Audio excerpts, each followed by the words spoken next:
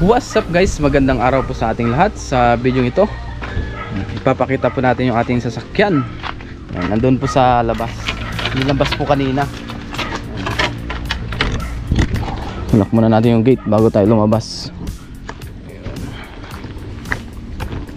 Linabas na kanina ni Bayaw Julius yung ating sasakyan, kasi may mga nagko-comment na dapat daw ay bumili tayo ng kahit tricycle na sasakyan para daw meron tayong pang service. Actually guys, meron na ako nabili, hindi ko lang siya na iba-vlog pa. So ngayon iba-vlog natin kung ano yung ating nabili na sasakyan. Yun. Sobrang laking tulong nun sa amin. Bali wala pa siyang isang taon sa amin, mga buwan pa lang. So puntahan na natin, naghihintay na dun si Bayaw. Dito pa rin tayo naglalakad, daming kambing, baka. Pagpunta mo doon guys, makikita yung bundok, yung malaking bundok. Sa mga nagtatanong guys kung gaano kalayo yung bahay namin hanggang dito sa main highway, siguro mga 300 meters yung pinakamababa, 300 to 400 meters siguro. Hindi natin matansay kung ano sukat. Yan, pinapakilala ko po sa inyo ang ating pinakamagandang sasakyan. Pinakamaganda agad. Ito po, ayan ang ating sasakyan, ang tricycle. Yan. Ito pala guys ay nabili natin ilang buwan na ang nakakaraan. Wala pa itong taon sa amin. Itong kanyang body ay stainless lahat. Ayan. May mga ilang bakal, gaya yan, may spring. Ayan yung ating service, katas ng ating pagtatrabaho sa Taiwan. Ito pala ay hindi natin brand new nabili, second hand lang ito. Pero sobrang ganda ng makina niyan guys. Ang tricycle pala na to ay Barako 2. Yan, Kawasaki Barako 2. Kaya malakas lang kasi yung makina nito. 180cc Bayaw, no? Ay 175cc pala guys. Yun, Barako 2. Ayan yung ating tricycle. Yan, iikot natin, iikot ni Bayaw para makita natin ang buo. Yan, pinapainit muna yung makina. Habang pinapainit, i-vlog natin. Ito guys ay design lang ito.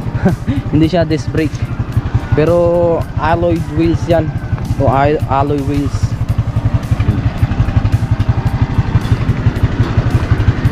Ito medyo luma na tong set cover nya. Yan, papalitan natin yan ng leather.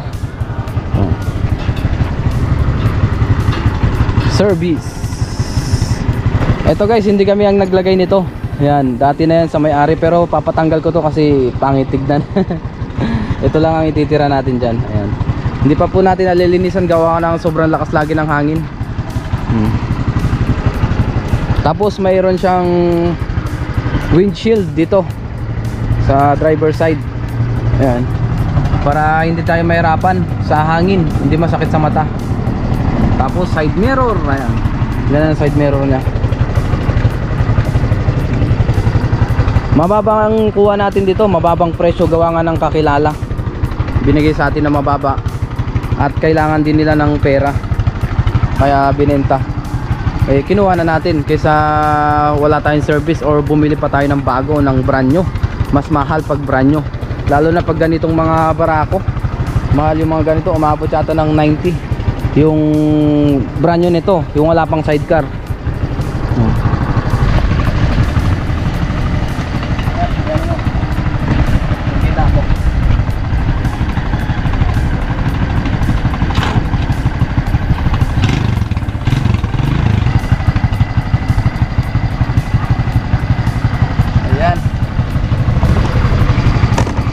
Ngayon guys, magpa-practice pala tayo ng tricycle kasi hindi ko masyadong gamay yung manual. Semi manual ang alam ko, yung mga wave ganon, XRM, pero yung ganitong di clutch hindi natin gamay ito. Kaya magpapaturo tayo kay Bayaw. Magpa-practice tayo doon sa medyo walang tao o walang dumadaan na sasakyan masyado. Thank you Lord kasi meron tayong tricycle.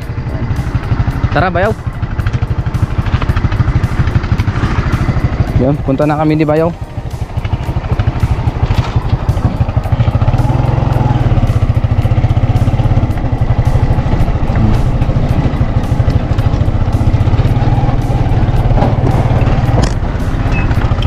Ayan.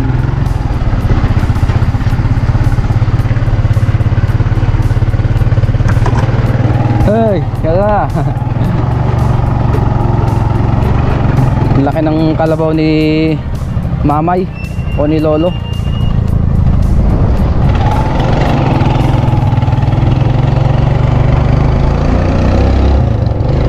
Yun. Ito yung bahay guys oh.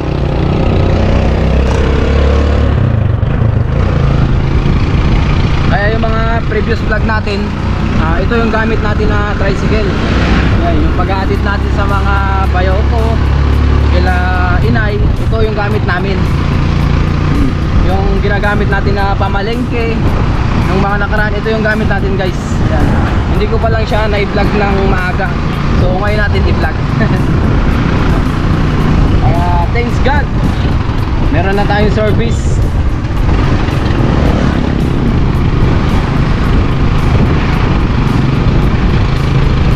Kailangan lang to guys ay maalagaan sa langis dahil napakaganda nga daw ng makina nito. Kahit yung mga bayo ko sinasabi ganun talaga maganda. Kaya thanks God nakuha natin ito ng murang halaga at sulit na sulit. Hindi tayo lugi.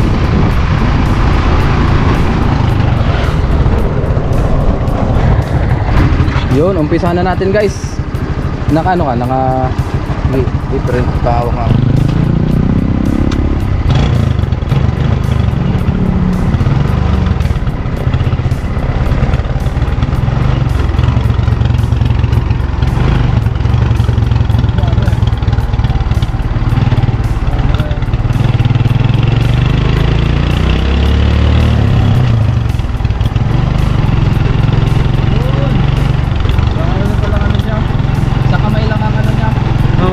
Pinagkaiba lang ay may clutch. Oo. Tsaka pagkakartula mo.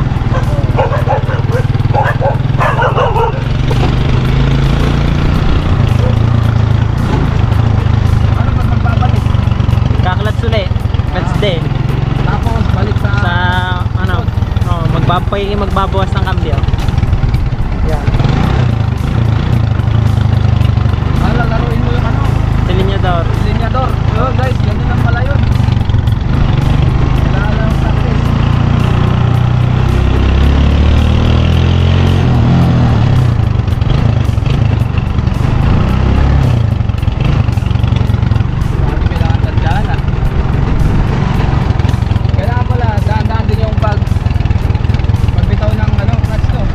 Pagka naka-primera daan-daan, pero pag nagsikunda ka na hanggang quinta, oo, ano na yan? ay biglain mo. Oo.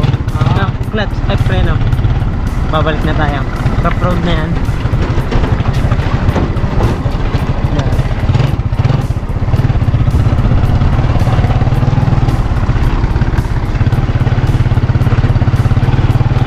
Ano na tayo? Daan-daan ang bitaw mo ng clutch. Dito na tayo babangking. Babalik dito. Dito na? Oo, babalik. Dahan-dahan lang bitaw ng clutch, tapos laro-laro mo sa linya daw. Pero mas maano yung ganda. Huwag mong bubumbahin ganyan. Pero ito, dahan-dahan mo bitawan pag nasa half na. nasa half na. Okay. Ngayon, i-ano ko na yung clutch. Oo, tapos cambio. Pero naka-full to. Naka-full. Oo. Yan. Dahan-dahan mo bitawan ng clutch. Yan.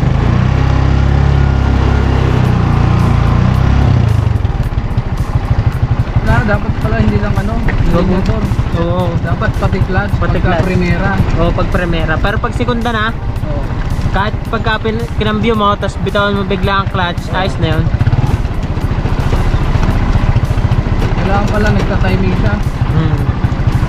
Ayun guys, may natutunan tayo. Kailangan talaga to practice.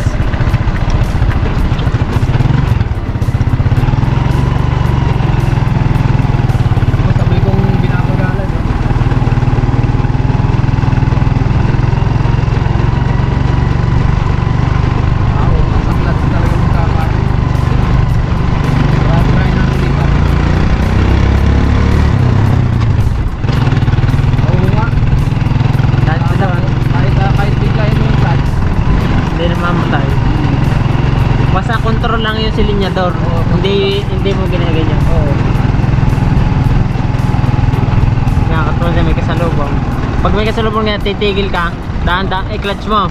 Tapos iba dahan-dahan ka mamembreno. Eh, nakasigol ka pala. Oo, pag wala.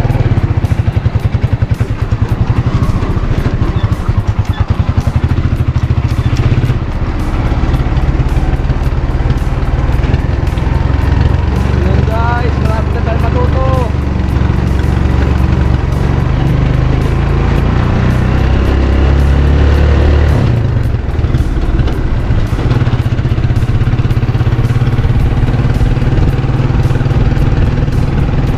Walang manutuilan ito.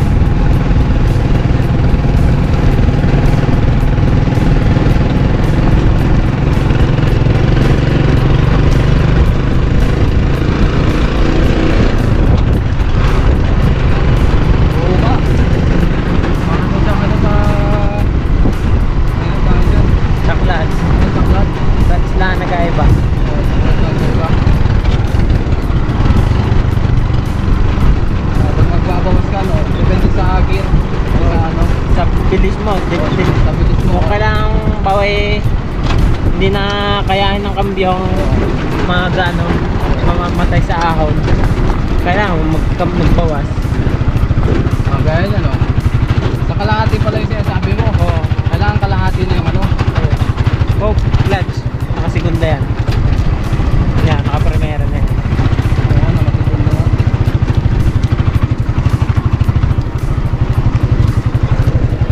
Doon kaya walang down doon? Kasaan? Doon? Papuntang court yun. Papuntang court. Yo, kung gusto mo ibaling mo down. Mamaya, isang ano ulit. Sige.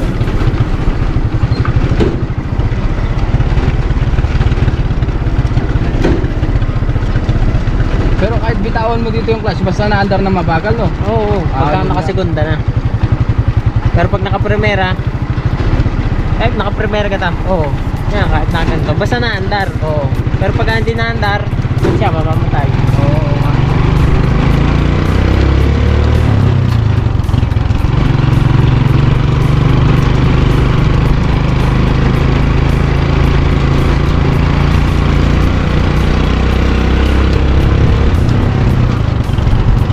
Hindi pwede mabilis pa, no? Oo, di ba? Masisira ang gear natin. Pag tayo babawas. Oo. Pero pag tayo dagdag, Oo. hindi kahit mabilis. Punta tayo sa court. Yes.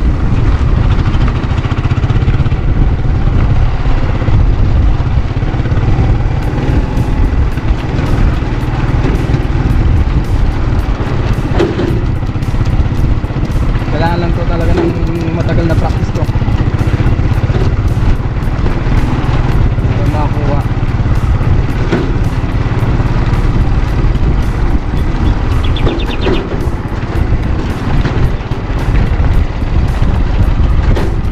Ito ba yung sinasabi mong court? Yan, yan na. Ang full court.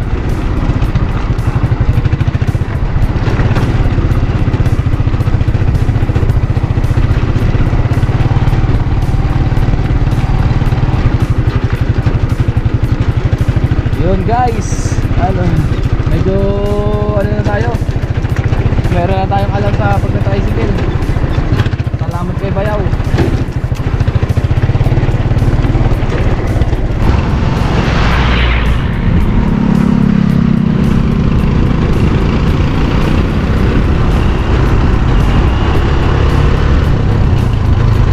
Yun, kailangan pala ganun. Release agad. Release agad para di palang kursi.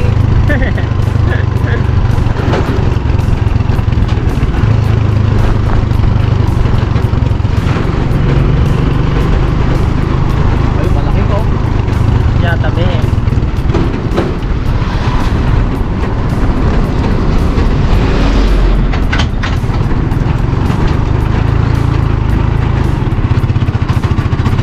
Bawas.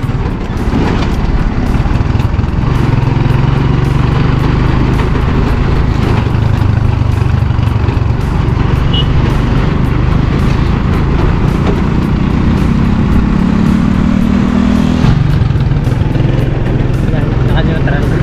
Reno flatter. Okay.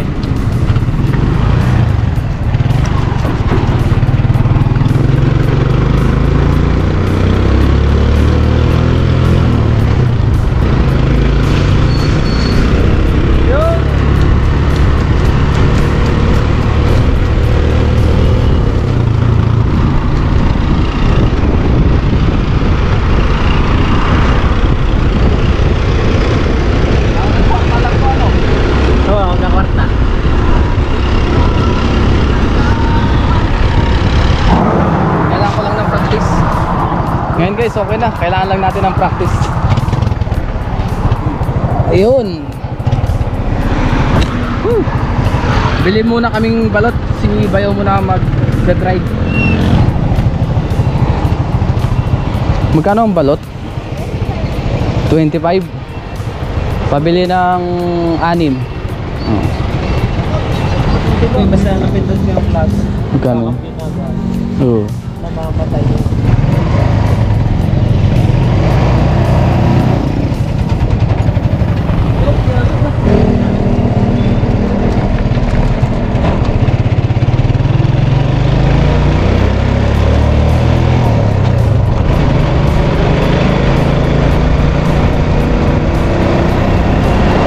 Ayan guys, tayo ulit mag-drive para masanay.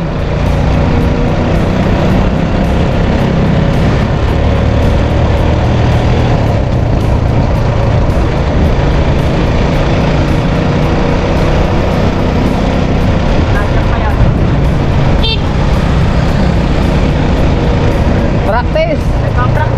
Nagpa-practice!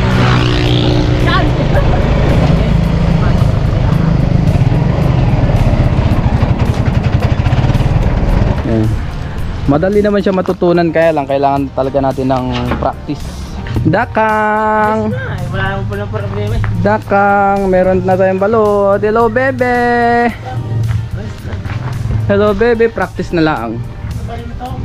Ano bebe? Ano, kumusta po ang batang yan? Kumusta po ang bebe ko? Ha? Hi? Ano po? Kumusta po yan? May balot po tayo. Kung kayo nakakain, di, meron na tayong balot na kakainin. Kakain ka na rin. Ngayon guys, ay hawak natin si bebe. Si Mrs. I, ayun siya oh. Nakain ng balot. Ayan. Ang bebe kong maganda, takam na takam sa kanyang mama. Takam ka na? Pinapanood mo na lang si mama. Nakain ng balot. Penoy balot. Takam na takam ang bibi namin Ayun, kakain ka na anak ng kalabasa. Sa susunod kasi 5 months ka na.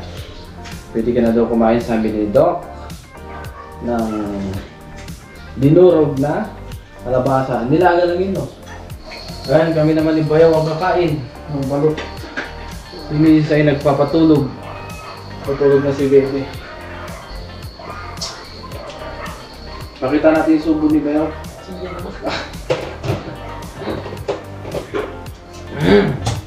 Ang sarap ng balot, guys, oh.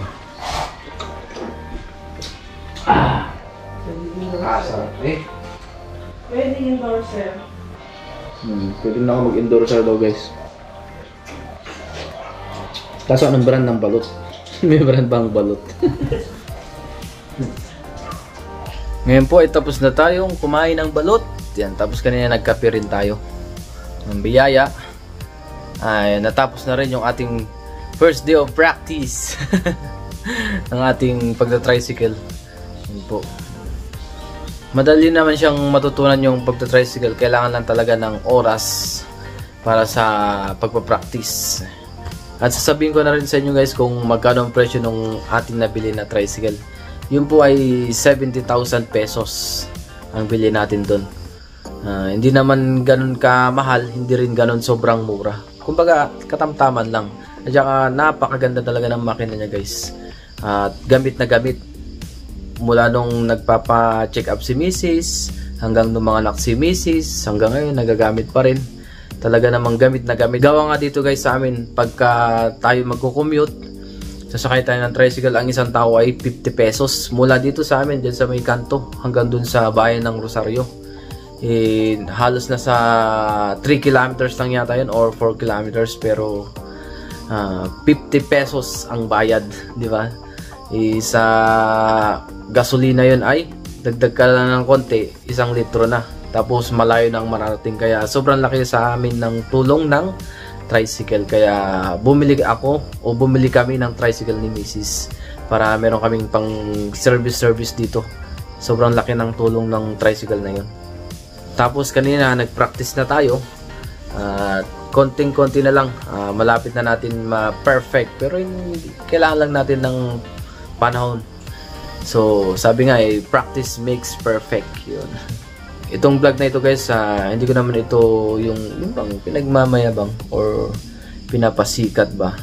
Kumbaga gusto ko rin i-share sa inyo yung mga nangyayari sa buhay ko bilang isang vlogger at isang OFW na nangangarap din naman na makaahon-ahon tayo sa kahit sa konting man lang, yun bang makabili-bili man lang tayo ng pangangailangan natin, yung sapat ba, gaya nyan, nakabili tayo ng tricycle, meron na tayong bahay, di ba?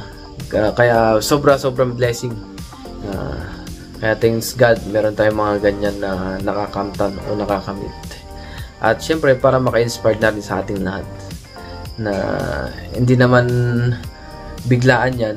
Kumbaga sa pamamagitan ng pagiging OFW na natin, pagsisikap natin, pagtatrabaho sa ibang bansa, yan, nakabili tayo at nakamit natin yung mga bagay na yan. Siyempre ang pinaka-importante sa akin ay yung nagkaroon kami ng anak ni Mrs. Yun, sobrang laking blessing nun. Gawa ng nakaraan, wala pa si baby, ngayon nandito na, di ba? Kaya sobrang laking blessing po. Kaya biyaya, meron na tayong tricycle na magagamit sa pang araw-araw, pang service nila Mrs. pag wala ako. Nandiyan naman yung aking bayaw na magdadrive sa kanila pagka kailangan nila ng tulong o driver. Yun.